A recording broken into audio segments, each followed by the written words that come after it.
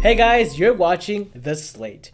I'm your host, Josue Garcia. I'm Nathan Else. And joining us today is the awesome actor, Brandon Williams. What's going on, everybody? Brandon, thank you so much for joining us today. So, you've been, you're an actor. You've been in both play productions and have been also in some short films and feature films recently. How did that all start? I gotta say, it all started when I was a kid. My grandmother used to take me over to the Jazz and Art Museum, right across from Central. I used to go there Saturday mornings and listen to African folktales about Anansi the spider. Okay. And I had been like 6 or 7 years old, and just listening to those stories and just seeing like the imagery that young really got me into storytelling. Right. But it wasn't until after I graduated culinary school, started UNO 2015, where like, all right, let's do a little something with it, and started my first show, Three Penny Opera at UNO, and I've kind of been, in the community outside of UNO ever since. Wow. Yeah. Did you say culinary school? Yep, culinary school. Yep, culinary arts and I'm management. going to divert a little Yeah, bit. go ahead. I'm interested. Tell me about the culinary too, school. Yeah, where'd you study that? So I studied at Metro's culinary program. Okay, right. Yeah, when I was in high school, OPS's Career Center. My junior senior year, we had someone come out, talk about different culinary programs. Okay. I initially wanted to go to Le Cordon Bleu. Oh, wow. And like, it was a top of the line culinary school. They had 4 different campuses: Denver, Delaware, Miami, and North Carolina. Okay. And I'm like, definitely might spend my first 2 years in, Miami, and then kind of bounce around the other 2. But unfortunately, my health wasn't where I felt comfortable. I wanted to leave home. So I stayed here at Metro. Metro has, the best culinary program around as far as community colleges go. Wow. Yeah, I've heard of that. So spent 4 years there, learned a lot, met a lot of great people. But Nice. yeah. Nice. Dang, So that was something as a kid. I mean, the acting and the culinary cooking thing. I mean, it's something you always wanted to do. Or? I kind of bounced around. Dude, I wanted to be a paleontologist for a long time. Same. When I was a kid, I also wanted to do that. Yeah. It's not Jurassic Park. That's what it was. Jurassic Park. That's what it was. Wow. We had it on Yeah. VHS. We'll watch it Yep. from cover to cover. I think I've seen that movie 1,000 times. Yeah. Like, I love that movie. And so for the longest, I wanted to do that. And then I was 7 years old. My grandmother started me with scrambled eggs. I was like, I wanted to learn how to do that. And so it just kind of picked up. And then I was always acting in church, doing some kind of program, whether I'm playing Jesus, whether I'm playing some kind of crazy character or what have you. I've kind of dipped and dabbled in, a number of things. So, yeah. Nice. That's fantastic, man. I was a big horror fan. I'm thinking, man, I never got any inspiration from the movies about what I want to do. So that's probably good. But I could see that paleontology. I could see that. Yeah, absolutely. Yeah. I saw that one, and the first one I really liked, and the second one when I was a kid is when I was really the second one's so good. It's my favorite in the second. Yeah. It's when it's the Is last. that the Velociraptors when they come in? They're the first ones. The second ones where the T-Rex attacks San Francisco, I think. And it's like terrorizing. Oh, San Diego, where San it's Diego, that's what it is. downtown San Diego. Right. But they spend like most of the movie in the jungle, and you got the male and the female T-Rex. Right. Oh my god! My favorite scene is where the hunters are chasing the dinosaurs. It's it's such a good scene. Man, my son, all 3 of my kids, but my youngest son in particular, man, he just watches them over and over. Dominion's out, Dominion's out, Dominion's out, Dominion's out. And he keeps I can't keep straight all the different. They got some new something raptor, some new dinosaur. The Indoraptor and all that stuff. Yeah, I'm trying to. I'm like, okay, man, I don't know. They're cool though. They're cool. Yeah, definitely a classic. Oh yeah. So go back to so after you got out of culinary school, then did you say you went to UNO and got into acting there? I did. I initially went to UNO to not act. Okay. I wanted to walk on to their golf program. Oh, okay. Okay. I was varsity all 4 years at Central, Okay. where I graduated, played golf, and I'm like, I want to golf collegiately. I was looking at all these guys. I'm like, I can compete with these guys. All right. So walked on, talked to the golf coach. He's like, well, we're not taking any walk-ins at the time. And so I'm like, well, I need to do something with my time. So I'm like, well, let's take a look at theater program. Like, let's check that out. And once I got in, I was hooked. Like I had done a show every other semester, just by how it works. Like you don't get double cast, so during my time at UNO. Okay. And yeah, I've just been going hard ever since. Nice. Yeah. Wow. Was it mostly acting? Did you get into writing or any kind of behind the scenes stuff? Not as much as I should have. I really focused on the acting aspect of it, just to hone my craft. You know, I wanted to get better at stage presence. I wanted to get better at collaborating. Just a larger scale from what I was used to, you know, either being at church or, you know, other smaller type things, you know, helping other people. But, you know, at college, I'm like, no, these are full scale lighting, sound like all of that. So I guess I never really gave myself the time to work on like the writing or lighting design outside of classwork. But now thinking about kind of dipping my toes in a little bit of writing. Okay. Awesome. So do you do a lot of acting in the community now? Because are you still at UNO? No, I'm not at UNO. I had my oldest son, Zaire, 2017, so I stepped away from school for a little bit. Went back 2018, finished the semester, and then stepped away again, changed the jobs and whatnot. But prior to him being born, I did my first show in the community with the Shelter Belt Theater. And my first show there was Neighbors, Lovers, and All Others. Super fun show. And then once I got a taste of, you know, community theater outside of college, you know, where they're not holding your hand, you know, they expect you to do what you need to do. I'm like, oh, I like this. This is kind of dope. The Shelter Belt was that 33rd in California? Yep. Is that right by the Cali Taco? Is it still there? No, I don't. They're not there anymore. I don't know if the building is still there. But that season was their last season before they had shut down productions and everything there. So they're not around anymore. Oh, that's too bad. Snap Productions is still around, but the Shelter Belt itself is. No more, unfortunately. It was such a really cool space. Oh, too. Really? Well, I used to live up the street from up just north of Tech a little bit, Old Tech High School. I loved that space down there. It was great, man. They had some cool stuff. Oh, yeah. I'm very fortunate to have had an opportunity to work there and to sign my name on the wall before, you know, everything. So, So, how'd you transition into film projects?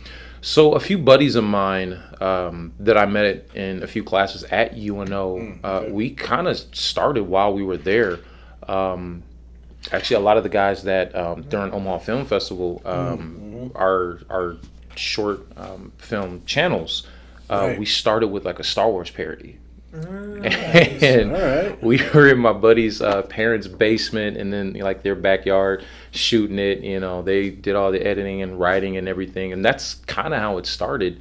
And we've done numerous videos and shorts and stuff together. So this past Omaha Film Festival, that was our third submission. For it. Yeah, I mean, and we've been tight for years. You know, it's 2023. I met those guys back in 2015, 2016. So, So this was your third submission this year? What other projects have you submitted in the past? One of our first ones was the slasher film, which is like a comedic horror film. And the other was part of a 48-hour film festival, which was shot at UNO. It had to do with like a penny, like we're just fighting over a penny. And at the end of it, I killed a guy just like slashing his throat with the penny. Nice. All right, cool. So did you obviously attended the festival? We saw you there. Did you see a bunch of the films there, or were you just kind of there for the film, for channels, or what? Oh no, I got to see all the films that were in that block that night, and I was blown away by the cinematography of every single piece. And I'm sitting there thinking, I'm like, wow. And I look over at Ryan, I'm like, hey man, you need to increase your budget. You know, he had a little chuckle, but I mean, we were thoroughly impressed by the work and the energy and time that people around the community are putting in to put out quality projects. You know, there's some good stuff out there. Some very good stuff out there.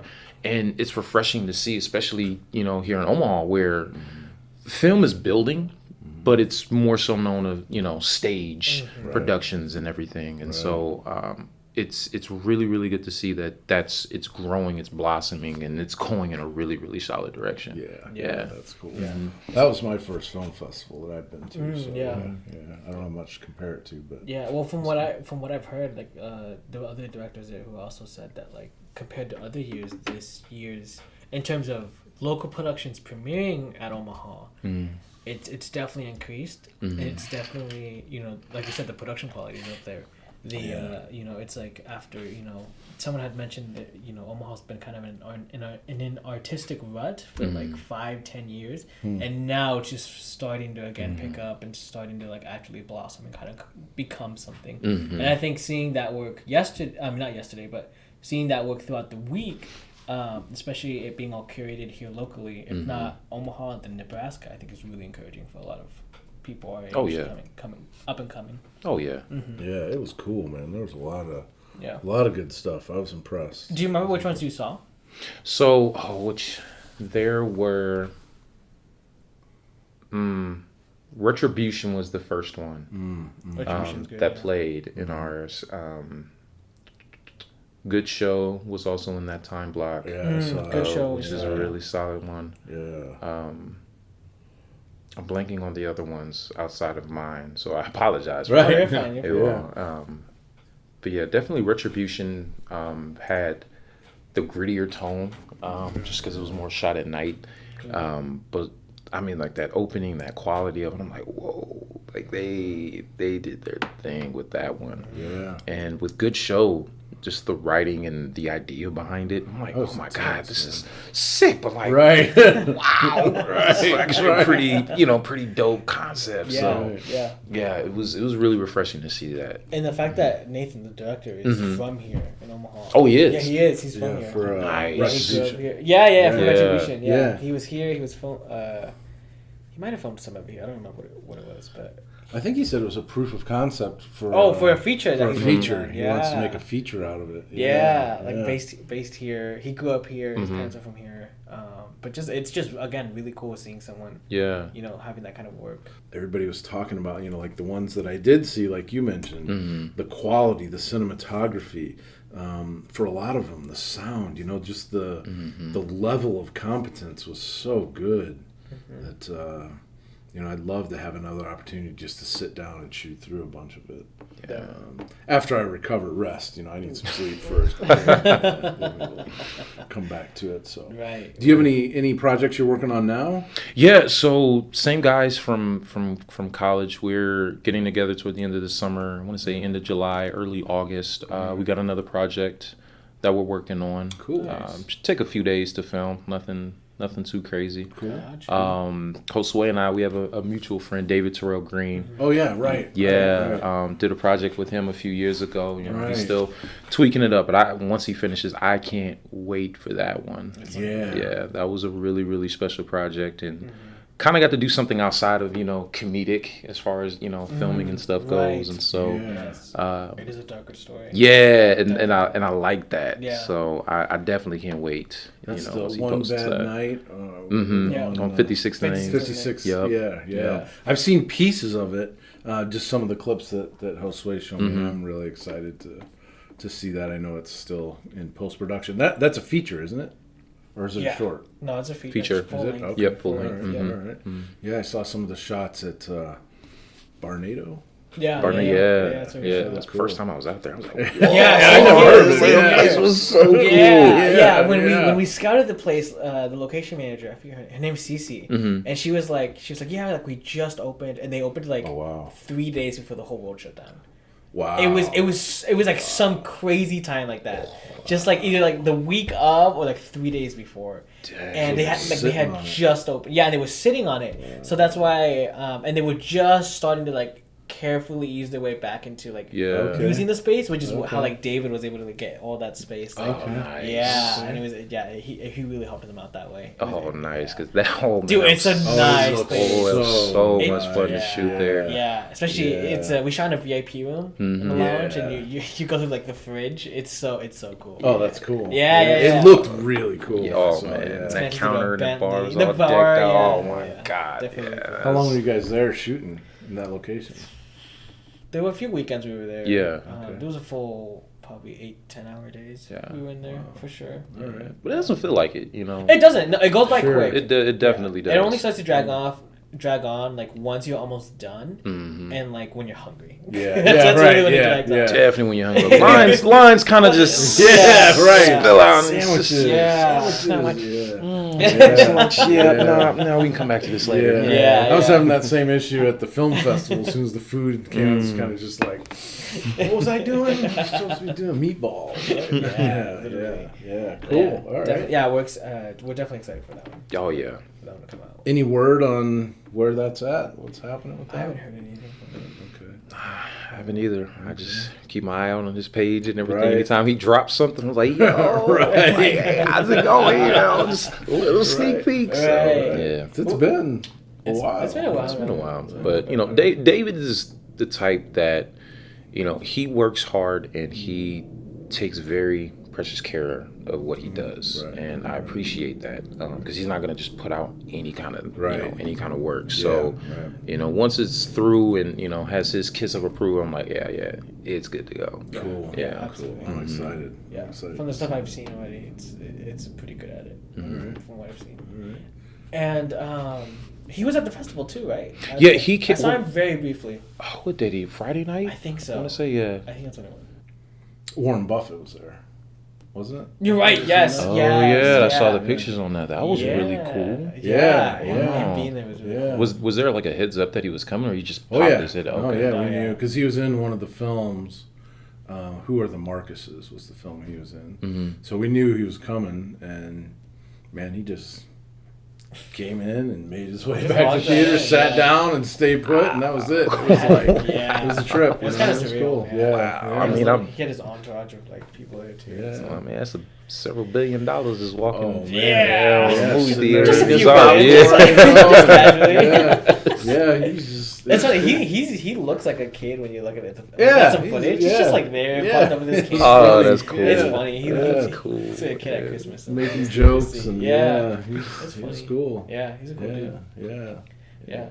So going back to the theater and your jump from theater to movies, what do you think are some big differences that you either like or dislike about both mediums? The biggest, I don't necessarily say dislike, but adjustment for me. I'm used to using the space in its entirety, you know, where you're on stage. Versus when I'm on camera, it's like taking all of that energy and combining it into, you know, smaller space. And so when I go back and watch myself, like I cringe a lot because it's like, I'm like in my stage presence, you know. So for me, it's like I got to get more film experience just so I can get comfortable taking all of that energy and all of that emotion to emote it into a smaller space, but still be able to get the point across. So that was a stepping stone that I'm continuing to work on. But God, you know, being in front of the camera, like it's intimidating, but it's also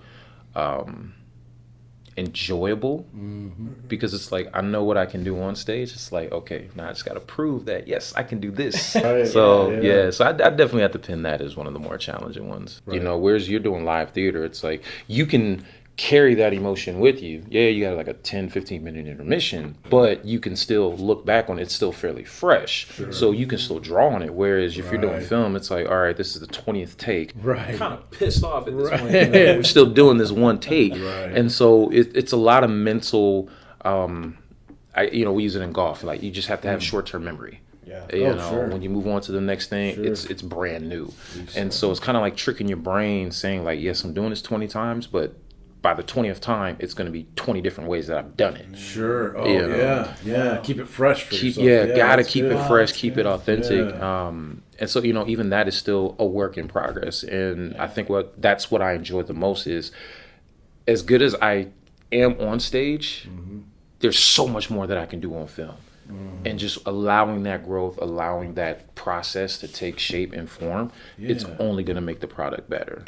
So do you have, like, do you like the mix of the two? Do you have a preference one way or the other in terms of going forward? I like the mix of the two. I would prefer to do film, just because yes, the hours are long, but the time commitment usually isn't as long. Sure, yeah. You know, when you're doing a stage production, especially like the Playhouse, where I just finished, that's 3 months. Right. Of, you know, rehearsals and then tech and then the show. Yeah. You know, that takes time away from home. That's, you know, extended hours on top of work, you know, that you have to do. Whereas when you're filming, it's like, these are your film times. Yep. These are your hours. Once you're done, you're done. Oh, yeah. You know? Absolutely. And so I kind of want to get more into that. But stage, that's near and dear. You know, that's where I've laid my foundation. That's where I've honed my craft, so I always have a place for that, you know, my art. Yeah, gotcha. That's awesome. Is it similar for stage that you audition? You like hear about roles that are coming up and you audition for them. How does that work? Like, how do you hear about what's coming? And stage right now is a little bit easier. I'll hear about it either through word of mouth, or a few times I've had directors reach out to me personally and say, hey, we have a part that you might be interested in. Would you be willing to do a reading? And, you know, it's either yay or nay. Whereas, you know, like film, I'll look on Facebook, follow different pages, or someone might hit me up and like, hey, we're looking for X, you know, XYZ or what have you. Like, hey, if you got some time, do you mind doing this? And it's either, yeah, I got time to do that, sure. Like, let's knock that out. Or if I don't, you know, I don't. So, yeah. Cool. All right. All right. That makes sense. Yeah. How do you prepare for a role usually? That's a great question. I like to say I'm consistent with it, but it wasn't until after I did Fences where I was actually fully cognizant on what it is that I actually do. Nice. And more or less, I am overly relaxed throughout the rehearsal process. Okay. So during the early stages where I'm not off book, I'm getting a feel for like what my fellow actors are doing. So I'm learning their mannerisms, or I'm learning how they do certain lines and you know how they move. And as I'm studying my lines, like I'm playing it straight. Like I really don't give my character life until one, I'm after off book and it's rearing around tech. Right. You know, because then it's like, all right, now I know what to expect. Cool, now I'm gonna start breathing a little bit of life into it. Nice. So by opening night, it's fresh, it's new, and then I haven't over exhausted like a character in my mind to where like I'm gonna make a last minute change to something. If I change it, it's usually in the moment. You know, based upon like the audience or whatever happens on stage. You know. And then with being like on film, it's so weird because I usually just build my character on the spot. And I feel bad saying that because other people are like, dude, that's so lazy. But I'm like, I haven't done anything to where like I'm getting serious money. So a lot of the projects that are done, you know, they're passion projects. They're, you know, fun-spirited projects. So don't get me wrong, I'm putting effort into it. But I keep it laid back because that's the environment that, you know, we're in. And I don't want to be that one dude that's taking, you know, a comedic spoof super serious. And, you know, then it comes out terrible. And like, oh, dude, the film was great, but that one dude, like, it's a little bit much. You know, have you seen the show? You know. But, you know, as the responsibility and the roles increase, then my process changes based on you know what it is that I'm doing. Cool. All right. What kind of characters do you like to play like the most? Oh, wow. Someone asked me that and I had to look them square in the face and I was like, I have no idea. Because I try not to limit myself. You know, I'm one of those people. I look at acting as an adventure. And for me, adventures get boring if I'm doing the same thing all the time. Absolutely. You know, so I try to do different things. Like I've played a woman on stage before. I've played someone that's like completely full of himself trying to steal his brother's fiance. I've played, you know, younger teenagers, you know, looking for his father's love. I've done all of them. But if there's one role that I really truly want to play, is a sinister SOB. Oh, there you go. Okay. Never done that role before. Just someone that's, you know, out to watch the world burn, so to speak. So That's one of the ones I want to try. Right. You mentioned Fences. Is that the last project that you've done? Yes. Okay. Where was that? Where did that run? So that was at the Omaha Community Playhouse. Okay. Yeah, we ran that from mid-January to mid-February. Wow. Yeah. How many shows? That was 20 shows. Wow. So Wednesday through Sunday for 4 weeks. So yeah. Okay. That was a run. That's a long a long commitment, man. It was, and that was my third show in 9 months. And wow. Yeah, I had March of last year. Okay. March going into April last year is when I started rehearsals for Stick Fly, which is at the Playhouse. Okay. That ran until June, and then I had a couple of months off. Right. And then I started rehearsals for The Legend of Sleepy Hollow. Oh, sure. Okay. Yeah, okay. That was another couple of months, and then I had a month off before rehearsals for Fences started, last December, and then rolled right into February. Wow. Yeah. And so were you auditioning for the other roles as the one was like, were you auditioning for Fences as Legend of Sleepy Hollow was in production or on stage? Or no, so after Stick Fly had gotten done, I had nothing booked. So, and that was last summer. And so going into the fall, I had gotten an inbox. I can't remember who reached out to me, but they were inquiring about The Legend of Sleepy Hollow and like if I wanted to audition for it. Okay. I was like, oh man, I know the story. Like, I've seen it growing up. I'm like, yeah, that'd be pretty cool. That's way outside of what I'm used to doing. Yeah. Did the audition and got the part, which was awesome. Okay. And during rehearsals for Legend of Sleepy Hollow, Fences came about. Okay, right. And so I did the audition for Fences. That one I knew I was going to go out for. Right. And did the audition, got the call back, still doing Sleepy Hollow, and then they, finally announced that, hey, you got the part for Fences. I'm like, sweet. When's it start? December. Oh my God. Oh my God. It's like 4 weeks of, that's a little bit of downtime before, I'm locked down for another 3 months. So, right. Yeah. What role did you play in Legends of Sleepy Hollow? Brom Bones. Yeah. Okay. Yeah, the cool thing with, the Sleepy Hollow that we put on at the Blue Barn, it was more, I guess, like an adaptation of it. Yeah. Directed by Jill Anderson and adapted by Ben Beck. Yeah. And it was very, very heavy on the physical aspect of it. Yeah. There were no extras. Like any ensemble work was done by everyone that was cast. Wow. If there needed to be a horse, we had one of us play the horse. Right. There was a cool scene where you never see the headless horseman, but on the climactic end part of it, I guess you could say I was the figure of it, but I would appear behind Ichabod while he's riding his horse to try to escape the headless horseman. I'm beating on a big bass drum. And the rest of the cast are in the wings narrating as it goes. So everything's like pitch dark, but the footlights and then the backlighting, and I'm just banging on it, and then right as he's getting ready to throw his head, boom! There's like a flicker of light, and Ichabod vanishes. Whoa! And then we come back on, and continue to narrate. So it was awesome, and it was only like an hour and 15 minutes. Oh wow! Yeah, it was super short. That's super short. Yeah. So yeah, it was a fun run. And on Halloween, lo and behold, the lighting board fizzled out, and every light in the house but 2 footlights went out.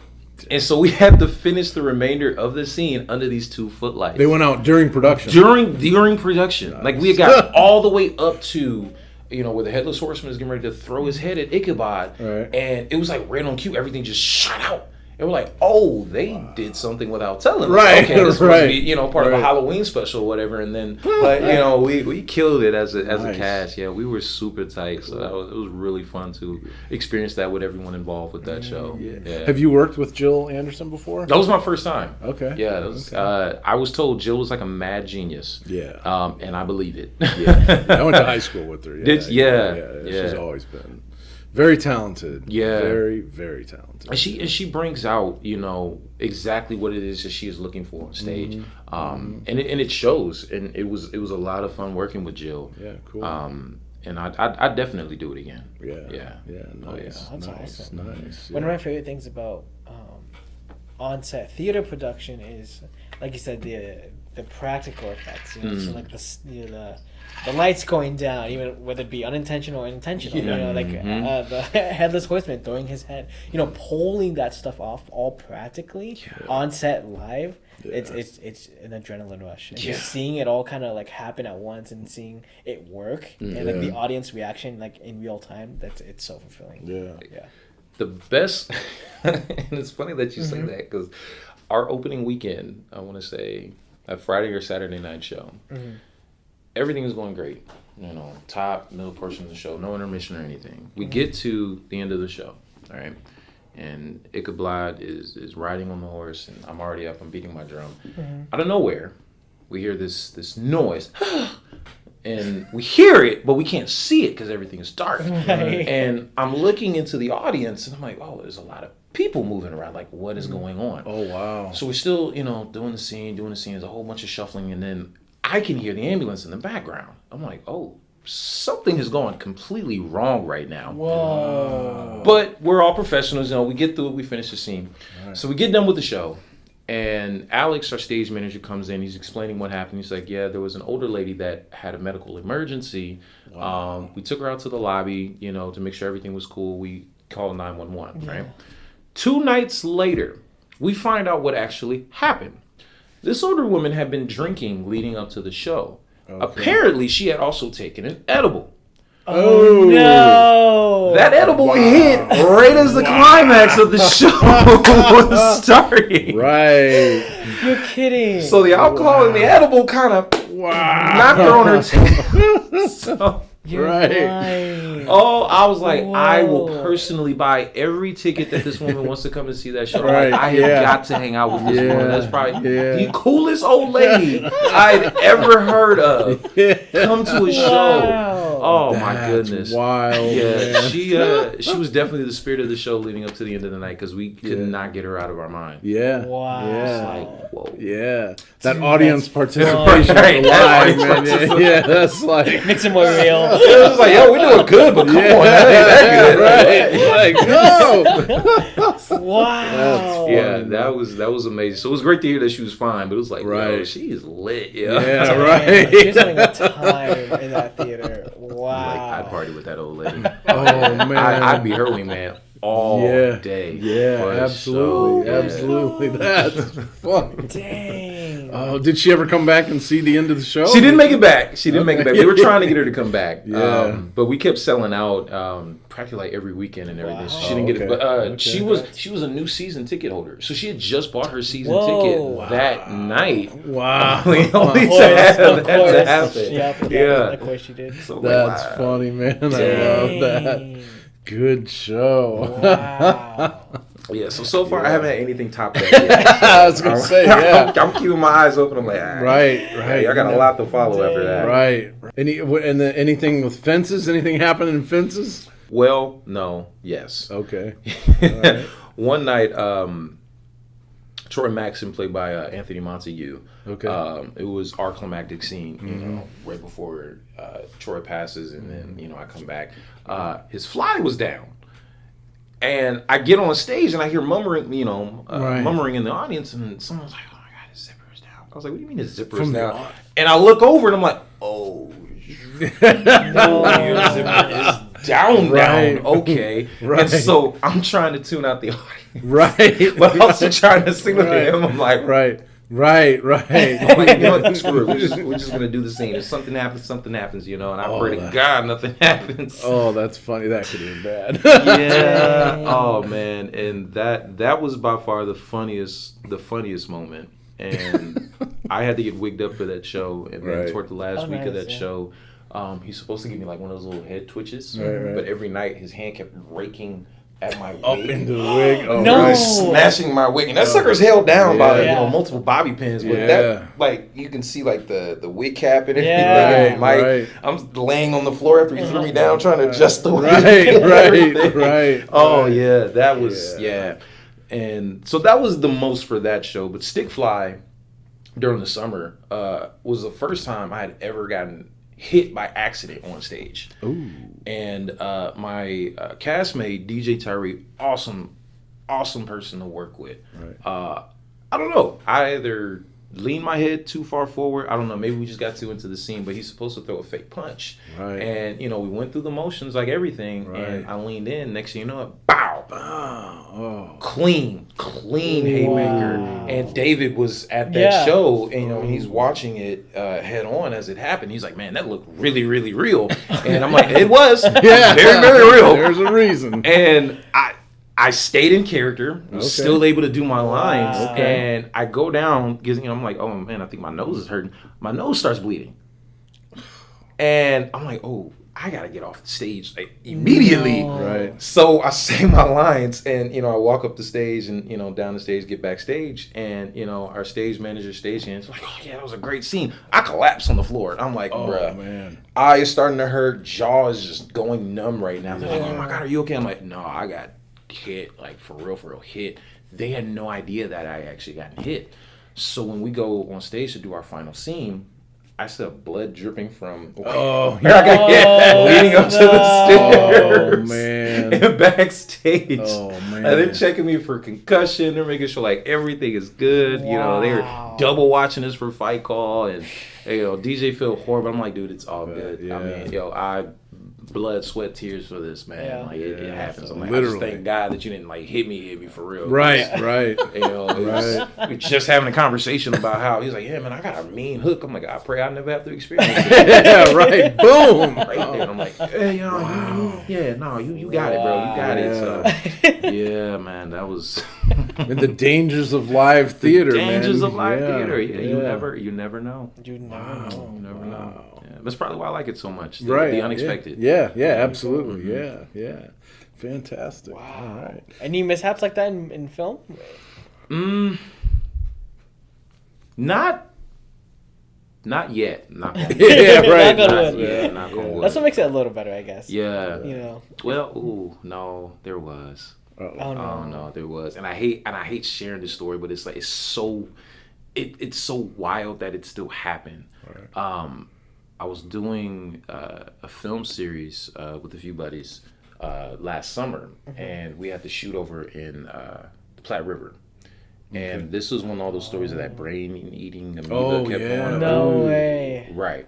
So, we spent, a few hours in the river shooting our scene and everything. And then a week later, we hear about this little 7-year-old that passed from it. Yeah. Half a mile down from where we were shooting. No, man.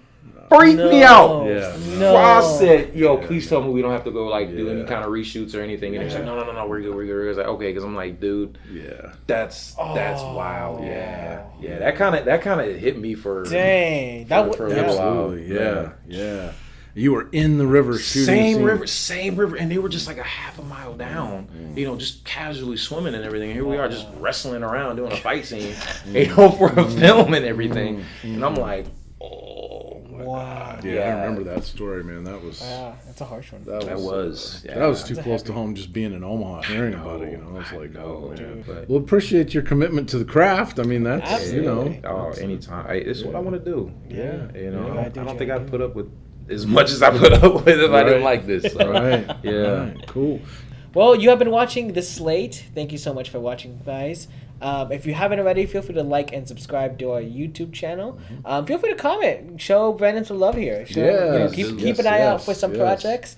And we will catch you guys on the next episode. Please. Can I give my Instagram? Go ahead. Yeah. If you guys want to follow me on Instagram, I am B_RockNation on Instagram. And then I'm Brandon Ithrodown Williams on Facebook.